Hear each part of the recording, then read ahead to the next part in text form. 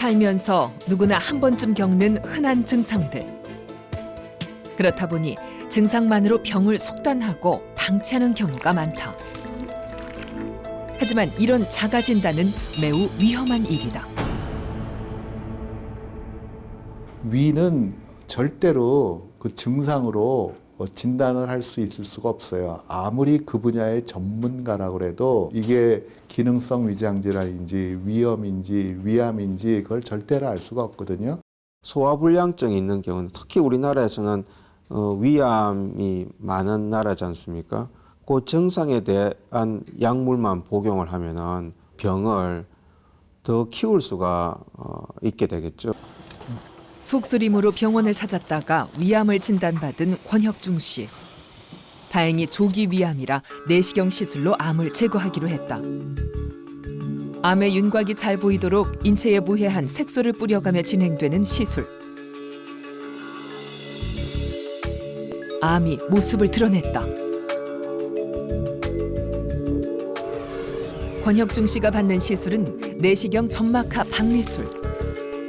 내시경 점막하 박리술은 조기 위암 중에서도 암이 점막층에 국한되어 있을 때 시행되는 시술로 우선 내시경으로 잘라낼 부위를 표시한 후 약물을 주입해 점막층을 부풀린다.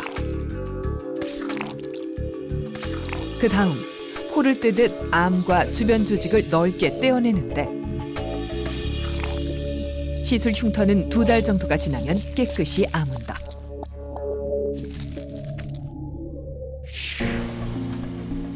예상보다 암의 범위가 2배나 넓은 상황. 전은재 교수가 민첩한 손놀림으로 시술을 이어나간다.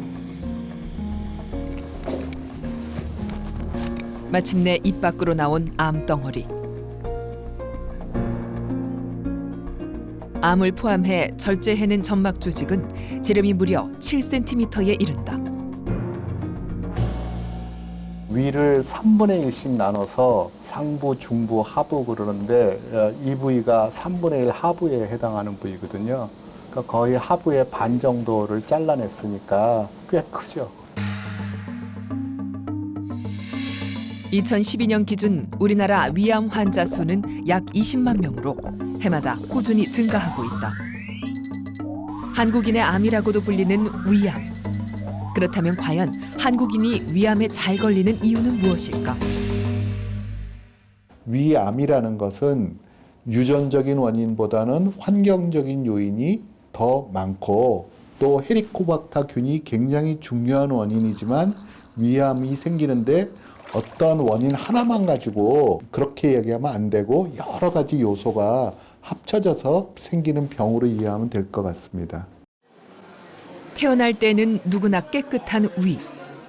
하지만 평생 동안 먹고 마시며 다양한 자극을 받다 보면 위암의 확률도 높아질 수밖에 없다. 외과 의사였던 김정준 씨는 3년 전 조기 위암으로 내시경 시술을 받았다.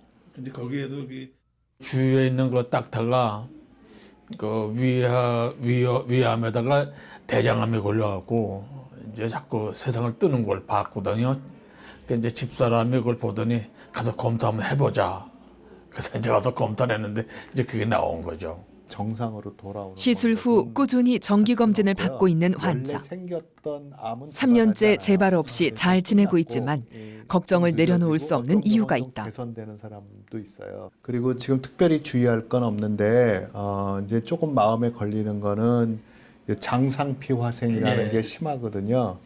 정상적인 위점막이 아니라 어떤 만성적인 자극이나 염증, 이거는 이제 수십 년간에 걸쳐서 위세포가 장세포로 바뀐 거거든요. 건강한 위 점막의 색깔은 분홍빛이다. 하지만 오랜 기간 자극을 받으면 점막층이 빨갛게 손상되는 미란성 위염이 생길 수 있다. 여기서 자극이 더 지속되면 혈관이 비칠 만큼 위 점막이 얇아지는 위축성 위염이나 위 점막이 장의 상피세포처럼 울퉁불퉁하게 변하는 장상피 화생이 나타나는데 위축성 위염이나 장상피 화생이 있을 경우 그 부위에서 암이 생길 확률은 정상 조직에 비해 무려 10배 정도 높다.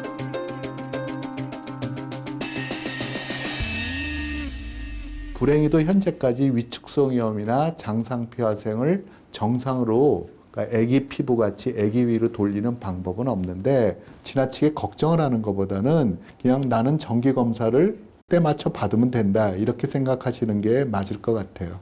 이제 항생제가 들어갔기 만약 때문에 위축성 위염이나 다른 장상피 부위에서 화생을 진단받았다면 종양이 매년 생길 위내시경 검사를 받는 것이 가능성이 좋다. 좀 높거든요.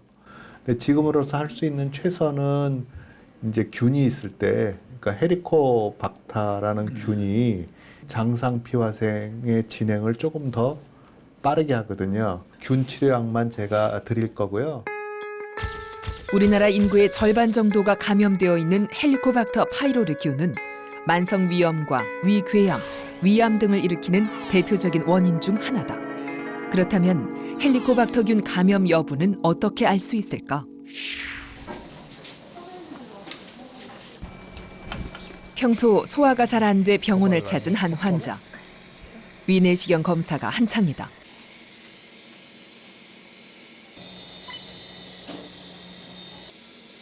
점막 조직의 일부를 떼어내는 의료진. 떼어낸 조직을 테스트기에 넣고 4시간 정도 기다리면 헬리코박터균 감염 여부를 알 수 있다. 균에 감염되지 않았다면 노란색, 감염되었다면 진한 분홍색이 나타난다.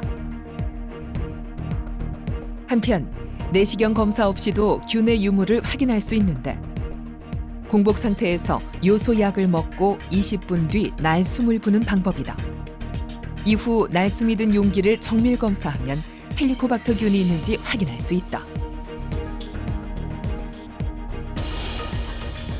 균이 있을 경우 약 1, 2주간 항생제를 복용하는데 10명 중 8명은 한 번의 치료로 재균이 된다.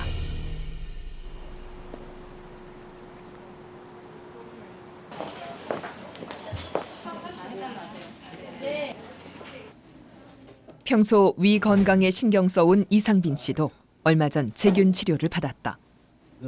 그런데 최근 들어 다시 속쓰림이 심해졌다. 담배는 뭐 오래전에 끊었고, 술은 이제 뭐 술도 많이 못 먹어요. 그죠? 뭐 맥주 한두 잔 정도 먹었는데 그것도 잘 안 받고 그러다가 그래서 이제 커피는 즐겨 마셨는데 갑자기 그 커피도 먹기 싫을 정도로 좀 위가 쓰라렸어요.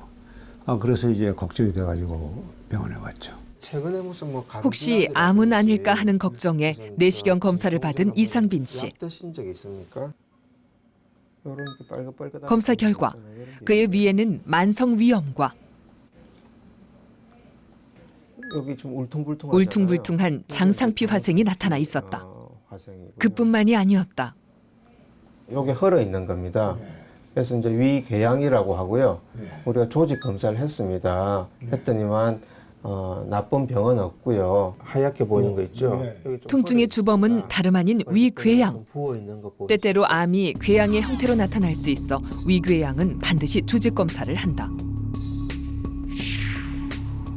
위벽에 자극이 가면 나타날 수 있는 위염과 위궤양. 위염은 염증이 점막층에 국한돼 있는 반면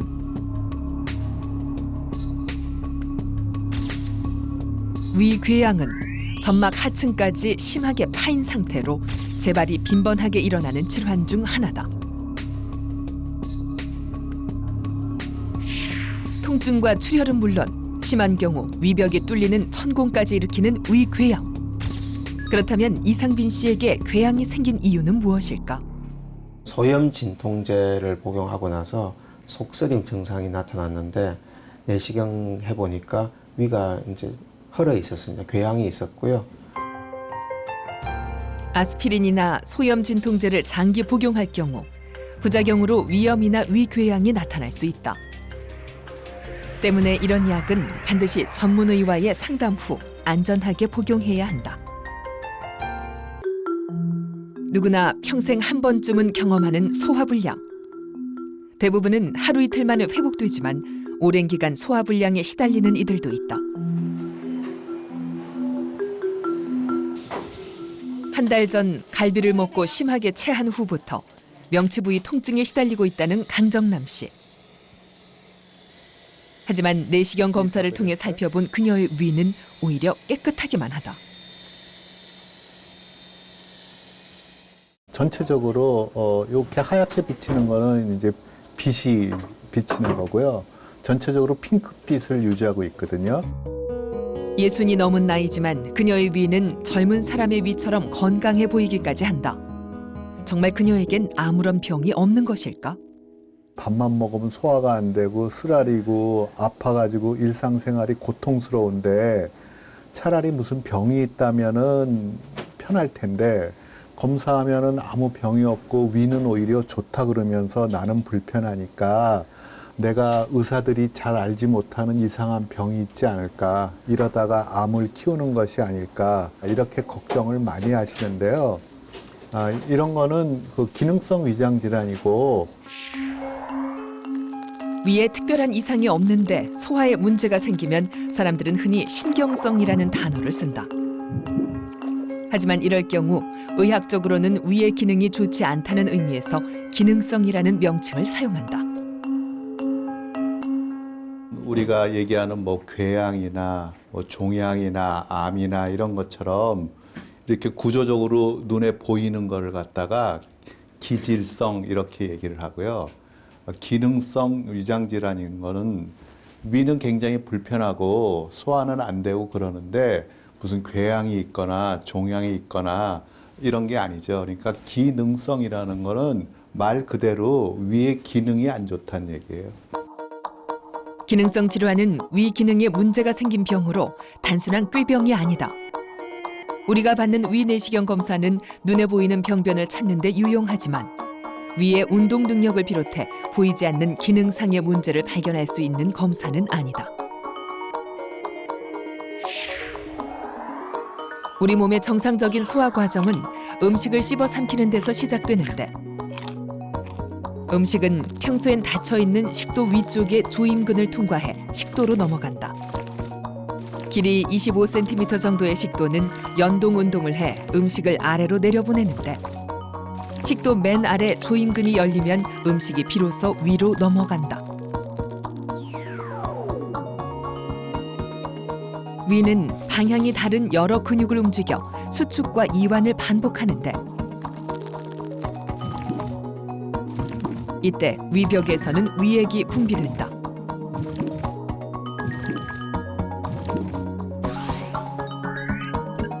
위액의 약 0.5%를 차지하는 위산은 음식물을 잘게 부수는 한편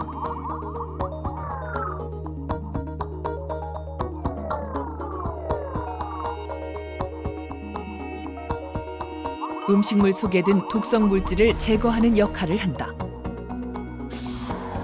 음식은 이렇게 위에서 2-3시간 정도를 머물다 십이지장으로 넘어가게 된다. 만약 이 같은 소화 과정에서 정상적인 기능이 이루어지지 않아 1년에 3개월 이상 불편한 증상이 나타나면 기능성 소화불량증으로 진단한다.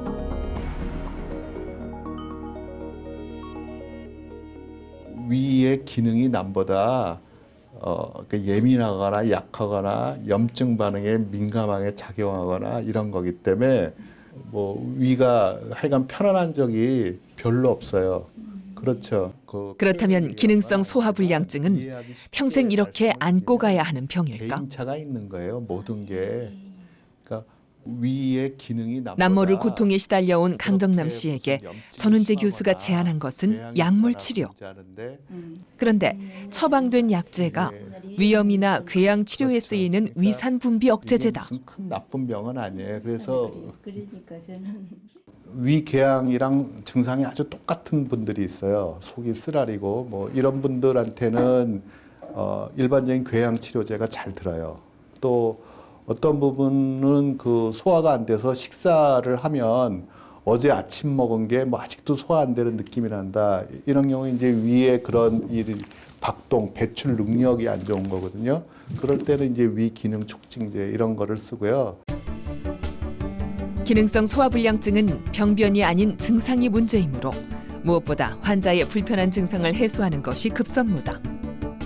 약물 역시 환자의 증상에 따라 처방하는데 몇 가지 대표적인 약물이 있다. 우선 위의 감각이 예민해 마치 위궤양 같은 통증과 쓰라림이 나타날 땐 주로 궤양을 치료하는 약재들을 처방한다. 위장의 움직임이 더뎌 음식이 얹힌 듯 더부룩할 땐 위 근육의 수축을 활발하게 하는 위장운동 촉진제를 처방하며 스트레스성 소화질환이 있거나 위장의 움직임이 과민한 환자들에겐 항불안제를 처방하기도 한다. 하지만 사람에 따라 증상이 매우 다양하게 나타나는 만큼 반드시 검사와 진단을 통해 전문의의 처방을 받아야 한다.